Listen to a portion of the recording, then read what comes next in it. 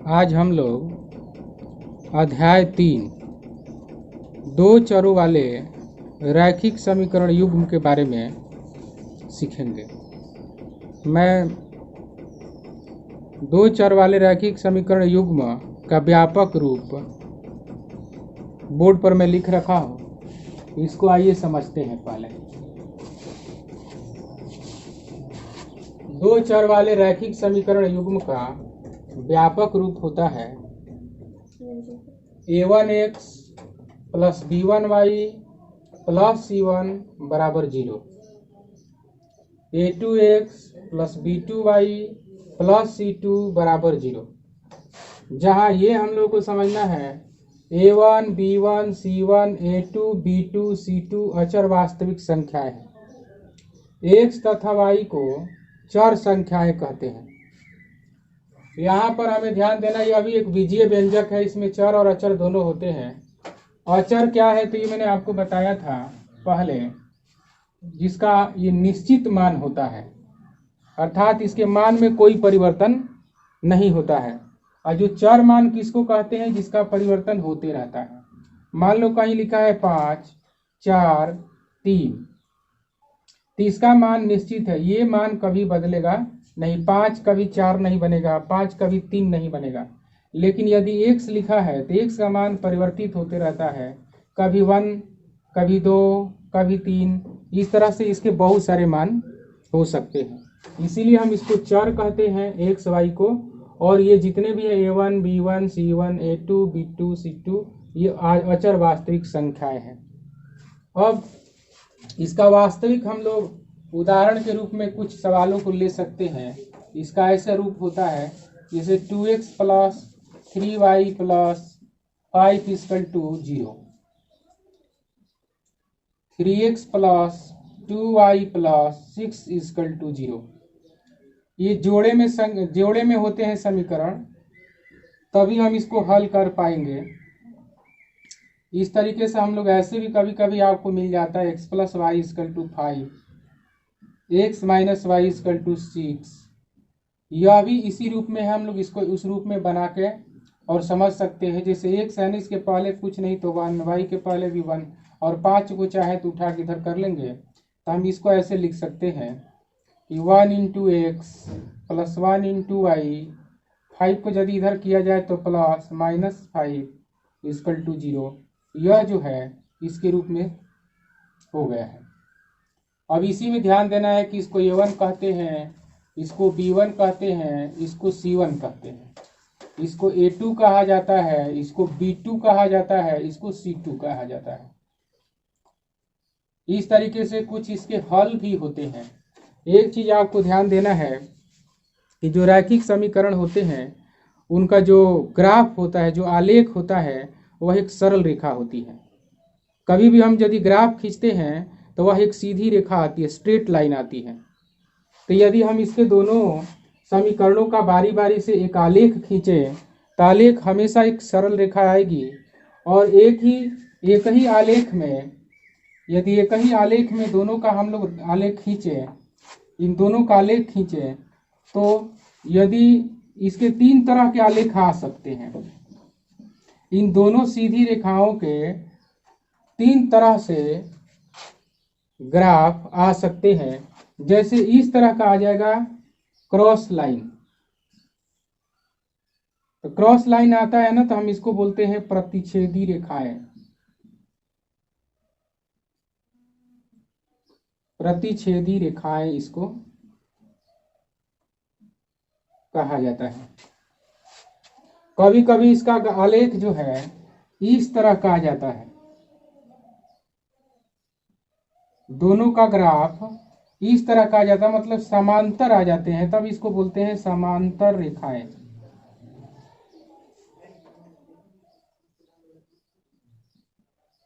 ये समांतर रेखाओं के रूप में भी आ जाता है। एक और तीसरा प्रकार से आता है कि जब रेखाएं, ये दोनों का ग्राफ एक ही रेखा पर आ जाता है। यदि एक का ग्राफ हमने खींचा, एक रेखा आया, दूसरा का ग्राफ खींचा, वह भी इसी रेखा के ऊपर आ गया, इसी रेखा के ऊपर आ गया, तो इसको कहा जाता है संपाती रेखाएं।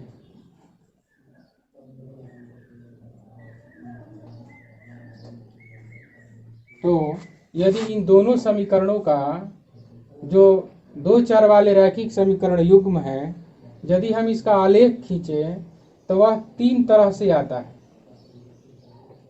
सीधी रेखाएं तो होती ही हैं, यदि दोनों क्रॉस करती रेखाएं हैं, प्रतिच्छेदी रेखाएं हैं, तो ऐसा भी हम लोग कहते हैं कि जब प्रतिच्छेदी रेखाएं हैं तो हम उसके जो मान होते हैं वो अद्वितीय होते हैं, यानी सिर्फ केवल एक हल होता है।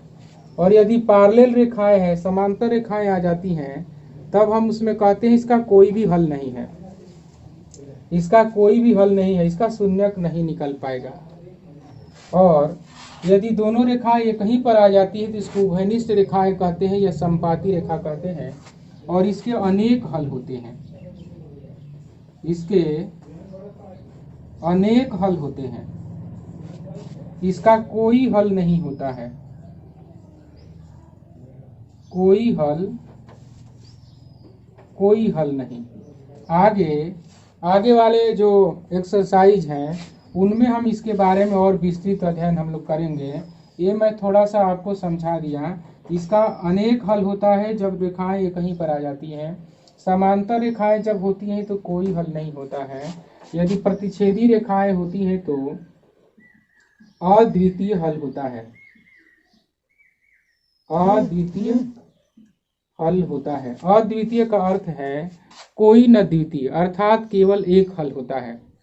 इसलिए इससे ऐसा हम लोग सोचते हैं, या मतलब इस तरह से हम दो चर वाले रैखिक समीकरण युग्म का ग्राफ तीन प्रकार का हम देखते हैं। तो ये उम्मीद करते हैं आपको समझ में आ गया होगा। तो इसको आप अच्छा से बना लीजिए। फिर आगे हम लोग इसका जो एक्सरसाइज 3.1 है उसका फर्स्ट क्वेश्चन समझेंगे।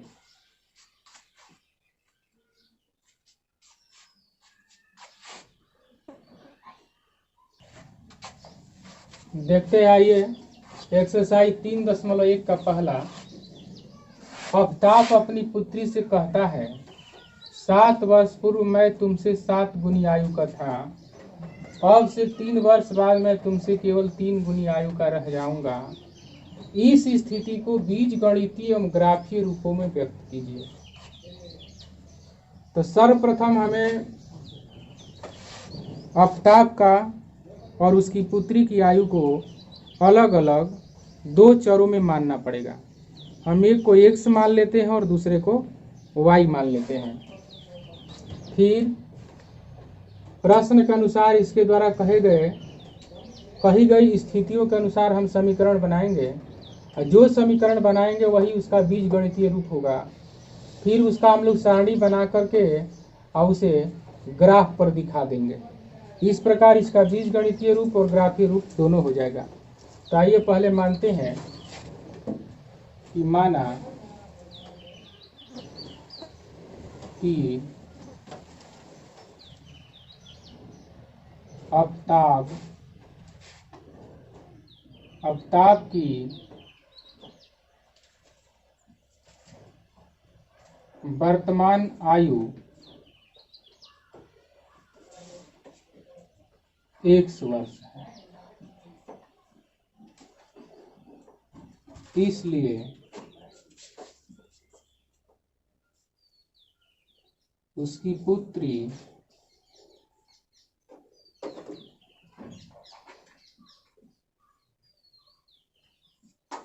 पुत्री की आयु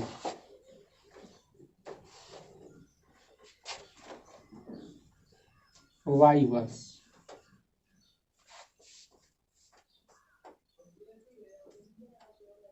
प्रश्न से में लिखा हुआ है कि 7 वर्ष पूर्व। तो 7 वर्ष पूर्व का मतलब है 7 वर्ष पहले, 7 वर्ष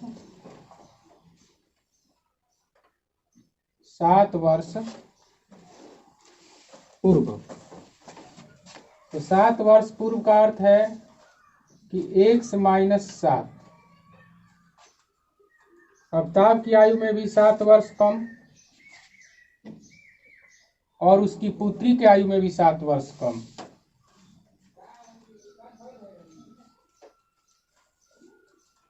7 वर्ष पहले उसकी आयु में कितना, तो 7 वर्ष पूर्व मैं तुमसे 7 गुनी आयु का था। पुत्री के आयु का 7 गुना यह आफ्ताब की आयु था। अब यदि आगे इसको हल करते हैं तो x माइनस 7 बराबर, हम इसको ऐसे लिख सकते हैं 7y और 7 में 7 का गुणा कर देंगे तो 49 आएगा।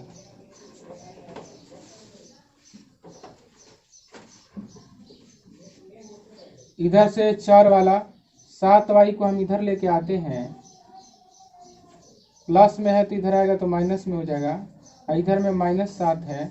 49 को उठा के इधर लेके आते हैं, प्लस 49 हो जाएगा। x माइनस 7y, और 49 में से 7 कम होगा क्योंकि यह प्लस है और ये माइनस है, तो 49 में से 7 को घटाएंगे तो यह 42 आ जाएगा।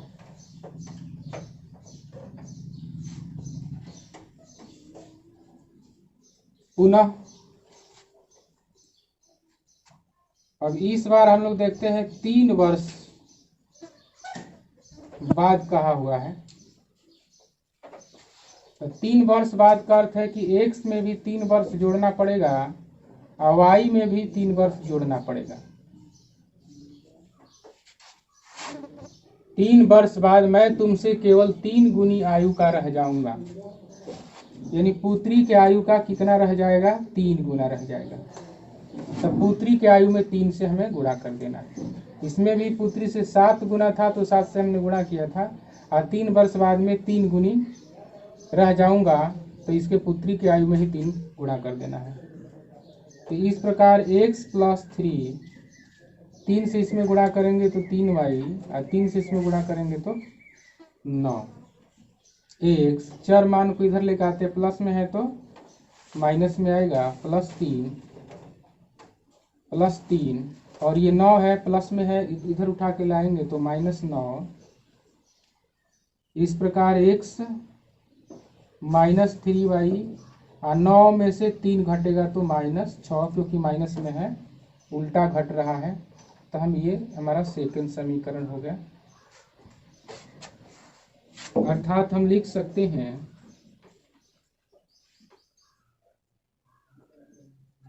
बीज गणितीय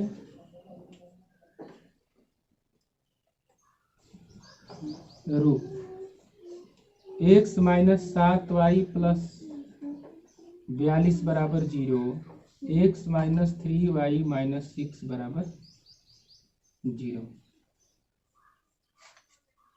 ये इसका बीज गणितीय रूप है। अब हमें इसका ग्राफ खींचना है, आलेख बनाना है। तो आलेख के लिए हम बारी बारी से समीकरणों का पहले सारणी बना लेते हैं और उसके बाद हम लोग इसको ग्राफ पर दिखा देंगे। तो यहाँ लिखते हैं समीकरण फर्स्ट से। तो फर्स्ट हमारा समीकरण है x माइनस 7y प्लस 42 बराबर 0। हम इसे ऐसे लिख सकते हैं कि x बराबर, इन दोनों को उठा के 0 की तरफ कर देते हैं, चर को, किसी एक चर को स्वतंत्र कर लेते हैं। तो यदि हम 7y प्लस में है उधर ले जाएंगे तो 7y हो जाएगा, ये प्लस 42 है तो माइनस 42 हो जाएगा। अब बारी बारी से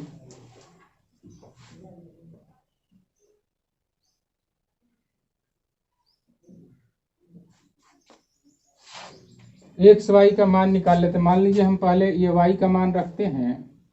यदि y बराबर हम लोग 6 ले लेते हैं, हम तो कुछ भी ले सकते हैं, y का मान 0 ले सकते हैं, 1 ले सकते हैं, -6 -7 कुछ भी ले सकते हैं, लेकिन कोशिश ये करते हैं कि छोटा से छोटा मान आए ताकि ग्राफ पर दिखाने में आसानी होगी। तो हम y का मान यहाँ 6 ले लेते हैं। तो यदि हम y के जगह पर 6 रखें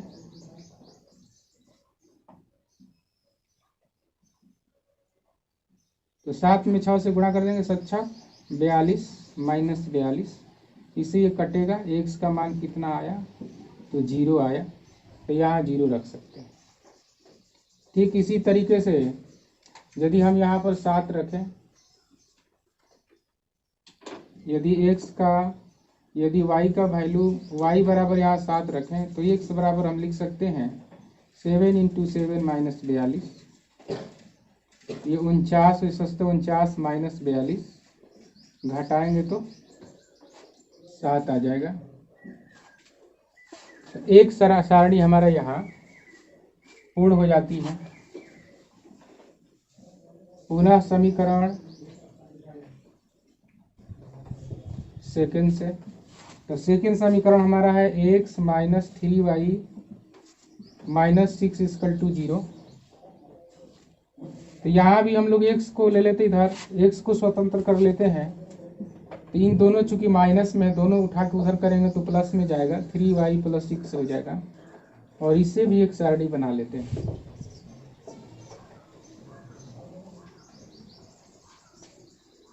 इसमें भी y का मान रखते हैं। तो y का मान यदि 0 रखा जाए तो 3 × 0 + 6, 3 में 0 का गुणा करेंगे 0 होगा, प्लस 6 जोड़ देंगे तो 6 होगा।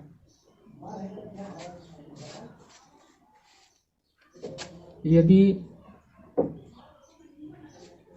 हम y का मान कुछ भी ले सकते हैं, मान लेते हैं y का मान हम -2 ले लेते हैं।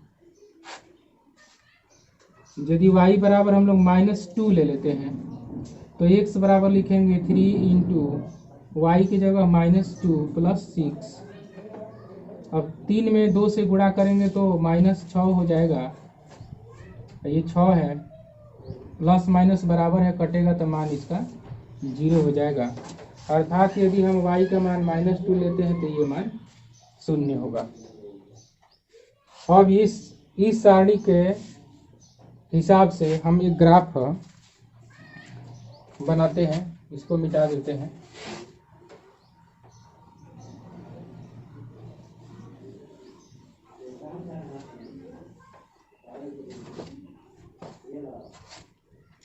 ग्राफ बनाने के लिए सर्वप्रथम हम x डैश, ये मूल बिंदु 0 0 इसका निर्देशांक होता है, वैसे सिंगल 0 भी हम लोग लिख देते हैं। ये y डैश, और इस पर हम कुछ माप ले लेते हैं, 1 2 3 4 5 6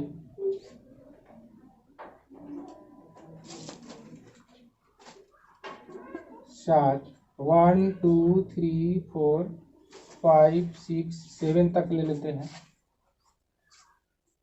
ऊपर में भी ले लेते हैं, इसको थोड़ा बढ़ा लेते हैं ऊपर की ओर। 1 2 3 4 5 6 7 तक।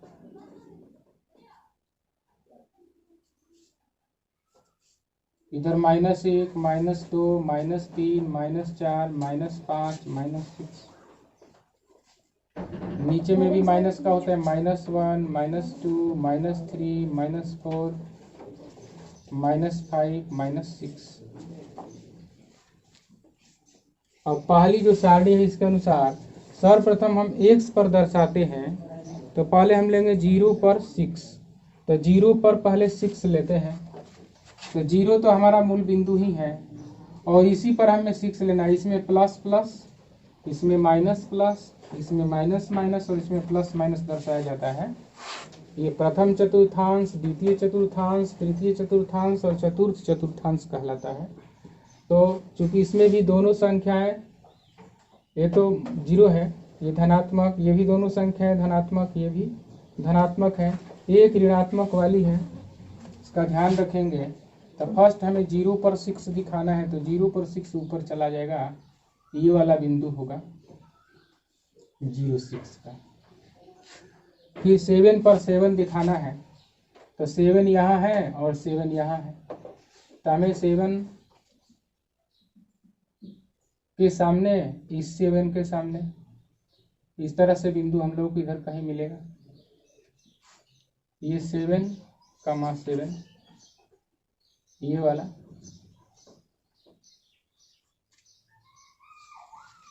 तब इसको हम लोग मिला सकते हैं। यदि हम इसको ऐसे मिलाएं, इंच के द्वारा सीधी रेखा आपको मिलाना होगा, ध्यान रखिएगा। इंच के द्वारा इसको सीधी रेखा हमें मिला लेना है। फिर दूसरा देखते हैं, ये 6 पर 0 लेना है। तो 6 हम लोगों का धनात्मक, पहले x का यहाँ पर आएगा और 0 लेके जाना है ऊपर की ओर चाहे नीचे, तो 0 तो इसी पर रहता है, इसलिए यही हो जाएगा आपका 6 0। दूसरा हम लोगों को लेना है 0 पर -2 लेना है। तो 0 तो हम लोग का x पर यही पर है और -2 कहाँ है, तो -2 y पर लेना है, तो ये होगा। फिर इनको मिला देते हैं।